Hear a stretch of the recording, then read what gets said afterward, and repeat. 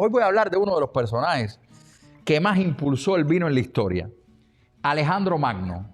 Señores, Alejandro Magno fue de esos héroes que la historia quizás no ha sido todo lo benevolente que ha tenido o que debió ser con él. Porque este hombre a los 20 años ya era rey de Macedonia. Hoy tuve la oportunidad de ir a un restaurante donde vi una carta de vino interesante. Fíjense, de los pocos que he visto aquí en este pueblo, que tenía vinos de Macedonia, de Turquía, del Líbano y de Georgia. Me llamó la atención y dije, pues yo voy a hablar hoy en la tarde de un macedonio, quizás el macedonio más importante de la historia. Macedonia se encontraba en aquel momento como parte del imperio griego y sin duda los griegos fueron siempre esa civilización que le dio el toque de distinción al vino. Después los romanos lo continuaron. Pero recuerden que el primer dios del vino fue Dionisio y que una de las cosas que pensaban los griegos en aquel momento, sobre todo los del norte, que eran los macedonios, era que Dionisio era un dios que estaba encarnado en el propio vino y que cuando uno bebía el vino se convertía en una especie de dios porque Dionisio estaba encarnado en el propio vino, valga la redundancia. Fíjense, y voy a hablar de acontecimientos con este hombre, con este, digamos que uno de los guerreros más importantes de la historia, Alejandro Magno. Alejandro Magno en 12 años, murió a los 32 años, en el 323 a.C. Pero en 12 años, desde los 20 hasta los 32, conquistó la mitad del mundo.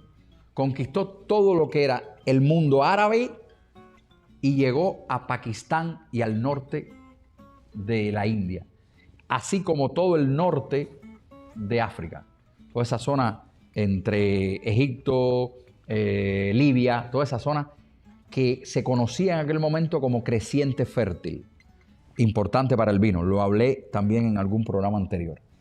Pero Alejandro Magno tenía un serio problema con el vino. Fundó 70 ciudades, señores, 70 ciudades. Hoy todavía queda una, Alejandría, que hace reverencia al nombre de Alejandro Magno. Pero fíjense qué interesante, Alejandro Magno tuvo un problema serio con el vino. El vino intoxicaba de manera superlativa a Alejandro Magno. ¿Qué pasó con esto? Que los momentos peores de la vida y de la historia fueron las borracheras de Alejandro Magno. En una de ellas, por ejemplo, fue capaz de atravesar con su lanza a uno de sus grandes amigos, Clito. Agarró la lanza después de una borrachera con vino. Una cosa importante que no quiero que se me olvide. El vino en aquel entonces era un vino que se mezclaba con miel y con canela. Ahí la borrachera era superlativa. Imagínense ustedes. Era una droga, sin dudas. Mandó a quemar la ciudad de Persépolis, una ciudad que había conquistado, y la mandó a quemar después de una borrachera, Alejandro Magno.